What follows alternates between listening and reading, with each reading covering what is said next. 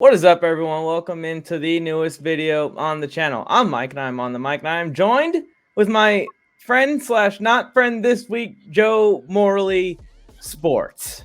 And we're here. We're going to be going over all of the teams that are going to the playoffs this year and just giving you guys some thoughts on how far we think these teams can possibly go. This year, Joe, has been a pretty wild year. We've seen some unexpected things happen. And I don't expect the playoffs to be much different. What are you thinking? No, I don't think so. I think we're going to see a bunch of upsets come playoff time. Like the seeding's there, but everybody is right there, right there. So I'm excited. I'm excited for this playoffs. Let's go. Yeah, let's start off in Green Bay, and we're going to do the NFC first, and then we'll move on to the rest throughout the week. So just keep an eye on the channel as videos post. We're going over every single team, one video at a time. Starting in Green Bay. You know how I feel about the Packers. How do you feel about the Packers' chances of getting over the NFC Championship hump this year? Because that's where they've been stuck, it seems like, year after year after year.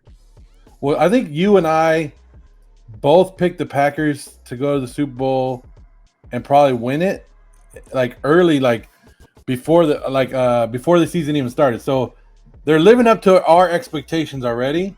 They're already there. They had a bad week one where we were like, oh no, what's going to happen in Green Bay? I like Green Bay, but it seems like they have the same team, right? Where's Aaron Jones? Like, to me, Aaron Jones is not having a great season. I don't know. Maybe people are going to look at his stats, though. He's still good. To me, it's like now they're using that double back, him and A.J. Dillon going at it, Devontae Adams. I'm still not trusting the Packers' defense a little bit. I know they only have 3 losses, but I'm looking at who they could lose to. I think they're going to be the number 1 seed for a reason. And think about this, Mike. We have an extra week in the season, which means the playoffs get kicked back one more week, which means it's going to be cold as hell in that frozen tundra, and nobody wants to go to Green Bay. I'm liking the Green Bay Packers' chances. Yeah, and that's a big deal to get that home field advantage, which they've locked up. They can rest their starters for 3 weeks if they want to. Now, do you do that? Maybe that's not too wise. Maybe some guys get a little bit rusty over 3 weeks of rest. Maybe play them a little bit in this upcoming game and keep the juices flowing. But like you said, we've been on the Green Bay Packers since before the season started. And even after that week 1 loss, everyone was coming in my DMs. Everyone was coming to the comment sections and yelling, the Green Bay Packers are a bunch of phonies. And I told everyone, just relax. You like a little callback? Relax. The biggest difference to me from the Packers of past and the Packers of this season, and what I think is going to send them over the hump, is the defense.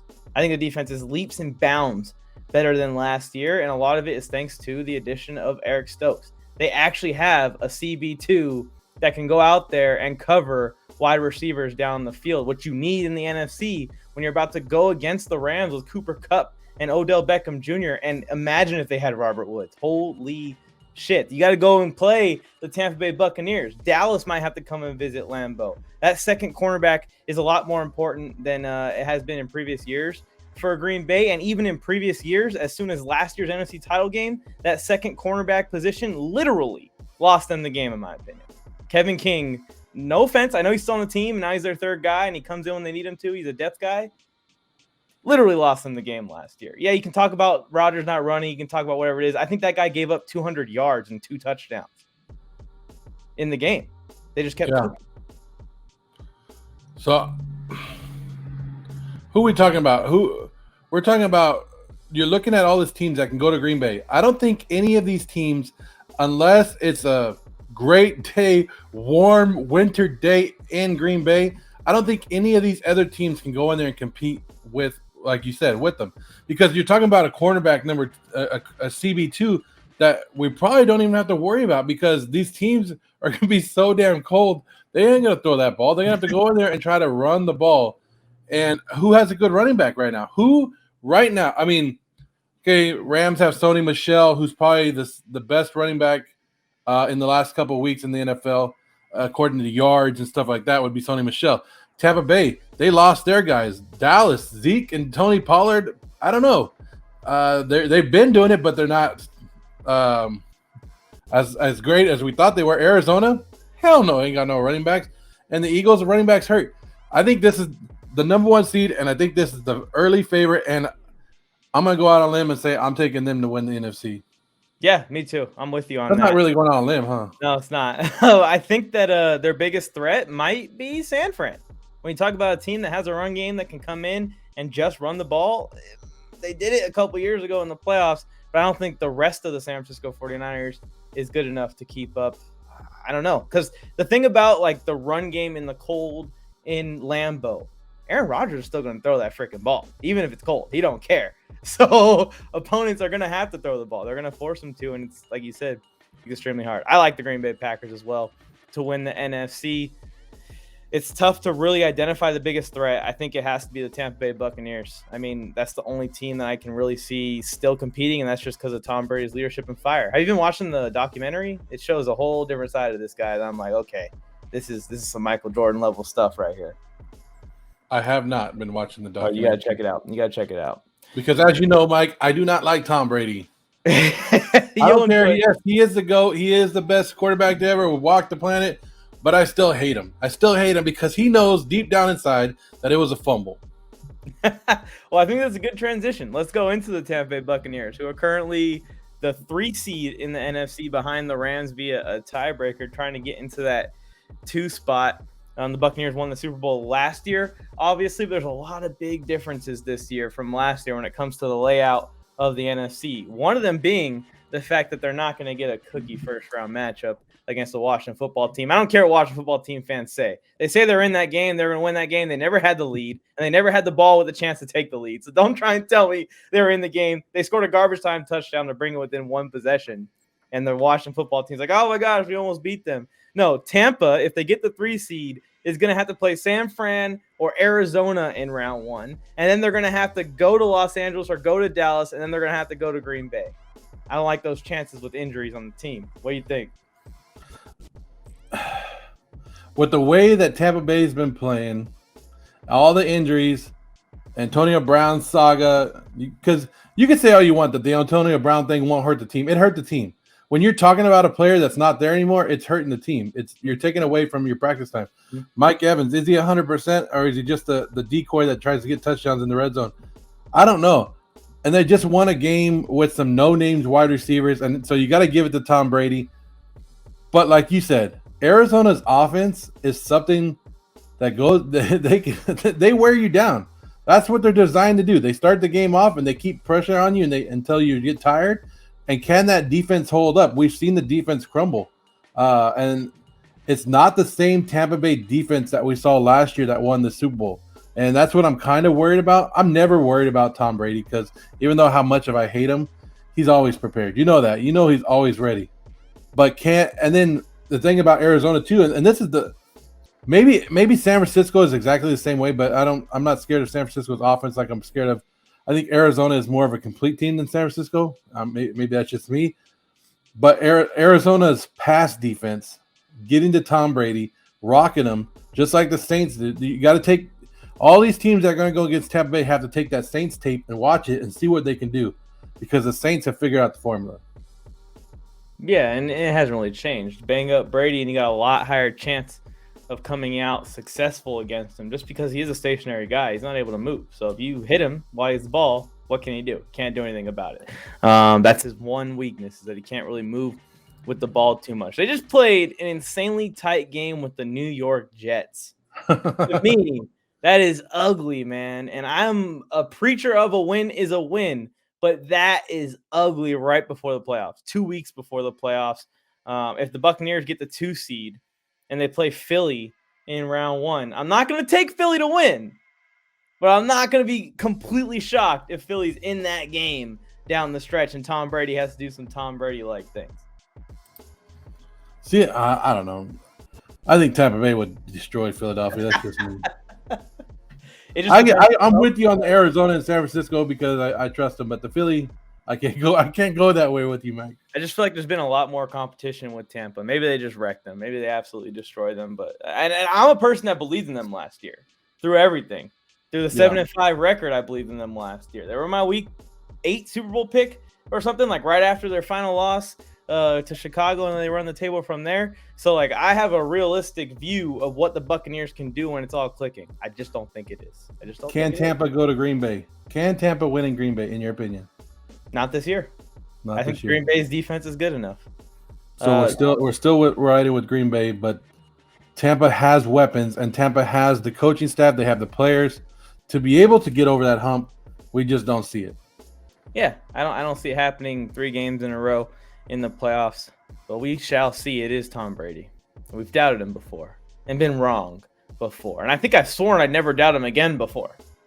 But we won't talk about that. Moving on to another NFC contender, the Los Angeles Rams. This Rams team obviously got Matthew Stafford in during the offseason.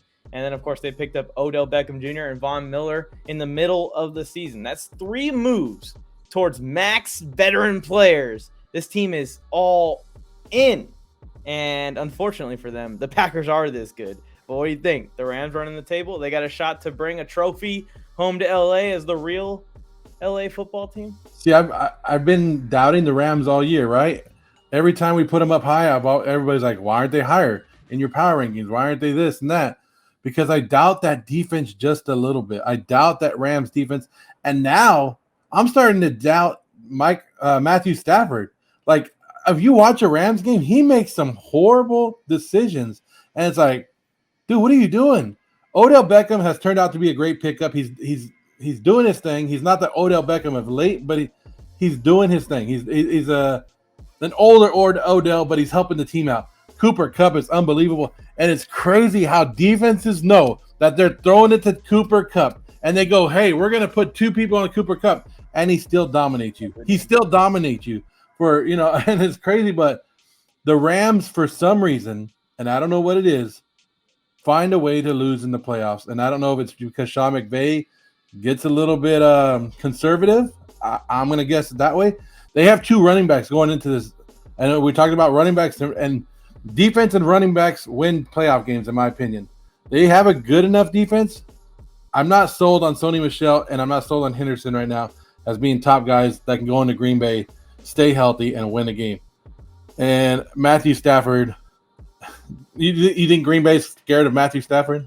Not when they got that bad man wearing number 12 on their side. There are 3 receivers in the NFL, and this is a little bit of a hot take. 3 receivers in the NFL, in my opinion, that can line up and tell the defense what they're running and still catch the ball.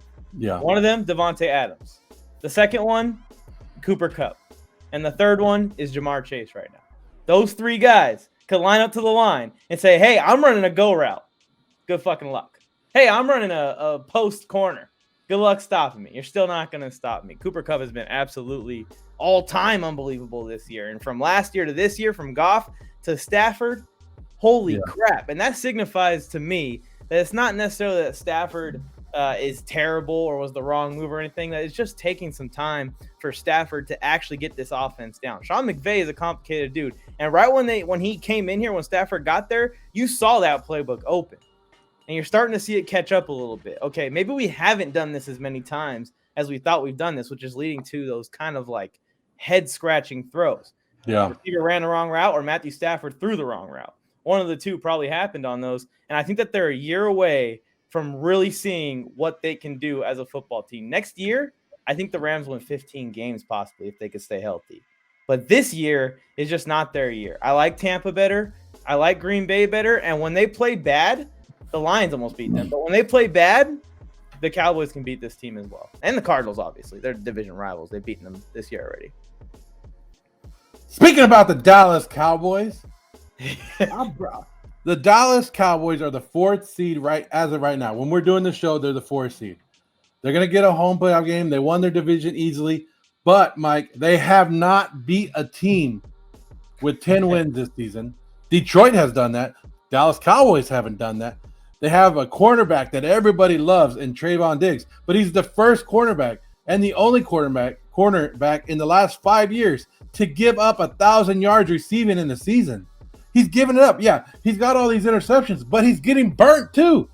The Dallas Cowboys are putting a lot on Micah Parsons, and I love him. But come playoff time, when people break down the tape, playoffs are a lot different than the regular season. And I don't know why people don't like stop people in the regular season like they do in the playoffs. But come playoffs, you game plan a little bit different, and you go after their main guy, and you isolate Parsons, and that you got that defense down. You take Parsons out of the game, and you're going to be able to control the Dallas defense.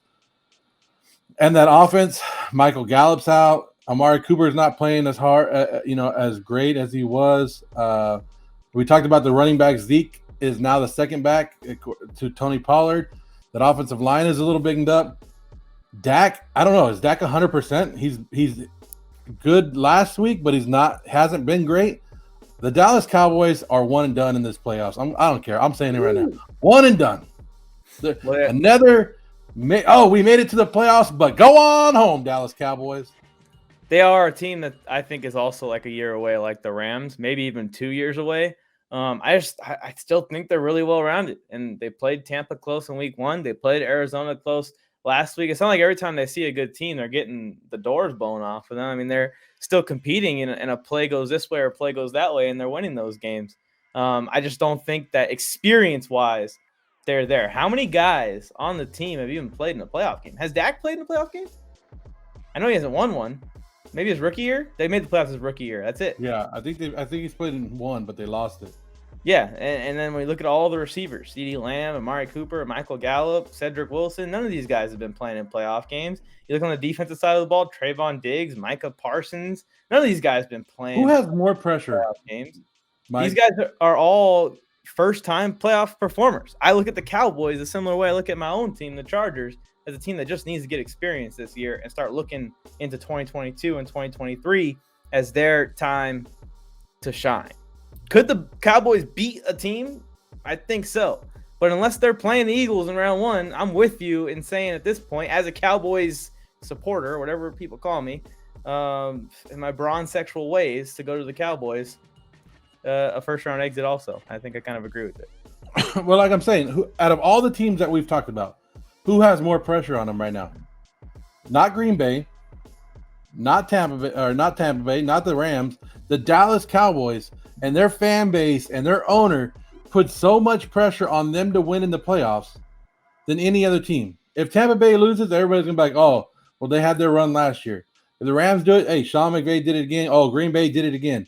But the Cowboy fans and the Cowboy country or what, I don't know what, America's team, they have so much pressure on them. And it's not just their fans that are watching. Every other fan like me, the haters, are sitting here watching, waiting for them to lose, right?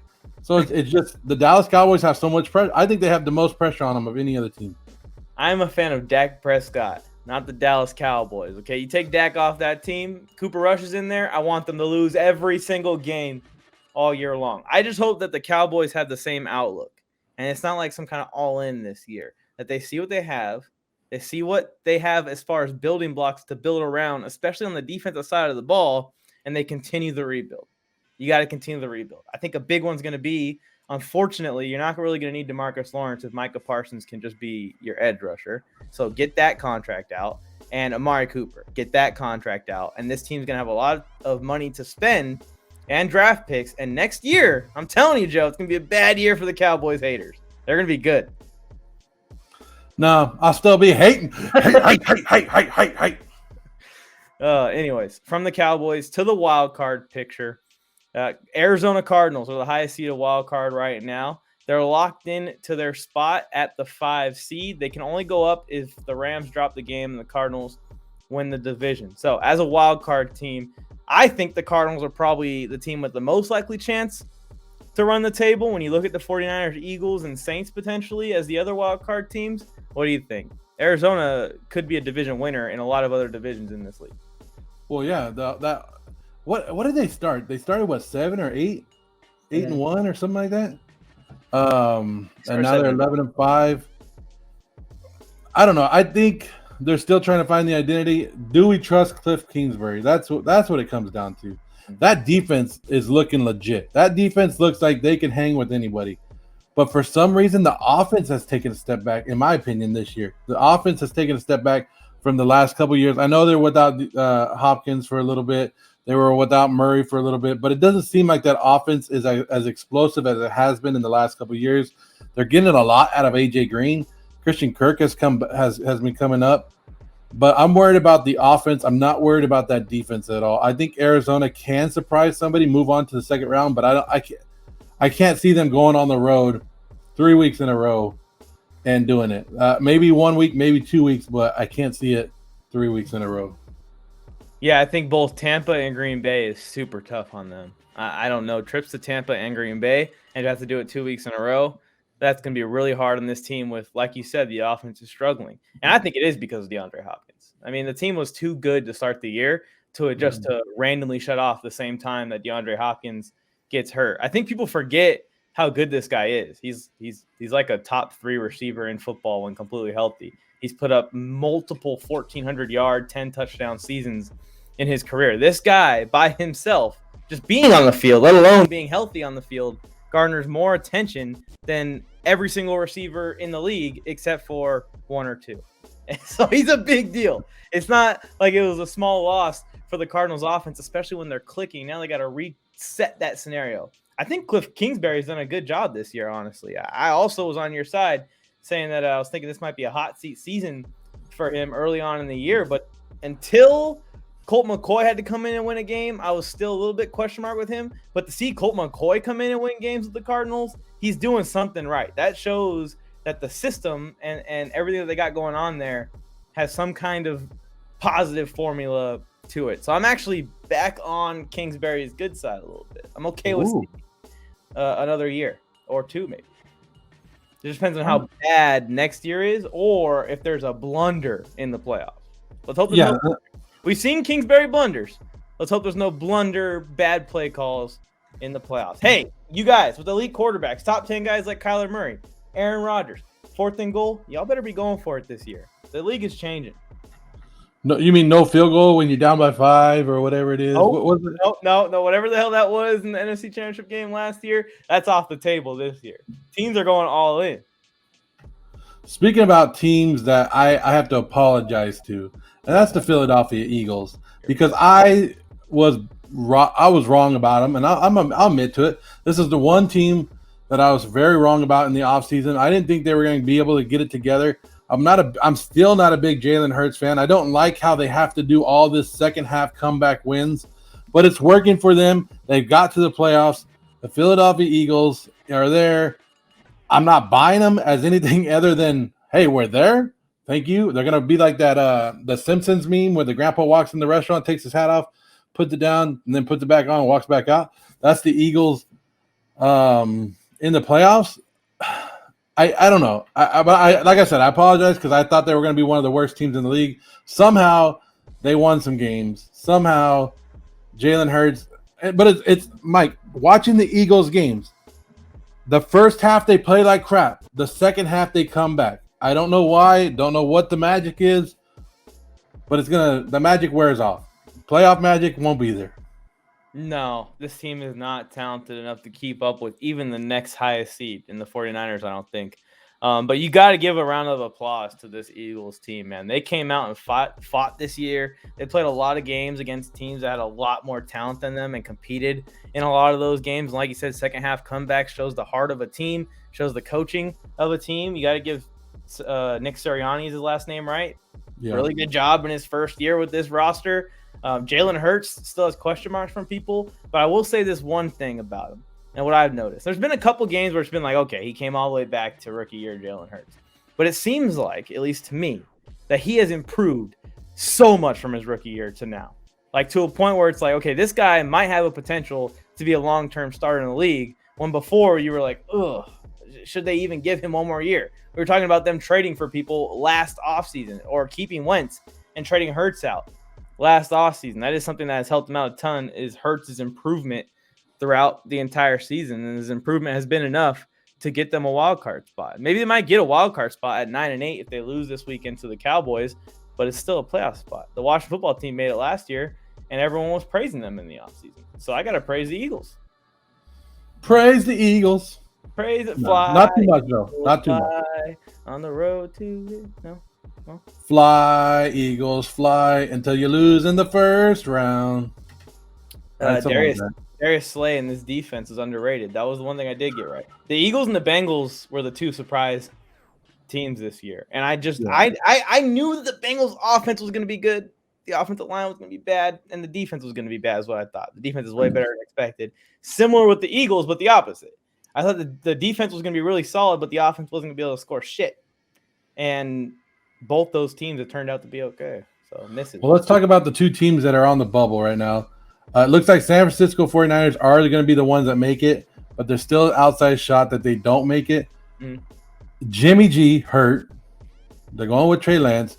They're right now they're getting hit with COVID a lot in San Francisco. The secondary in San Francisco has been shitty already, and that's the one place that you want to beat San Francisco, to throw it all day in.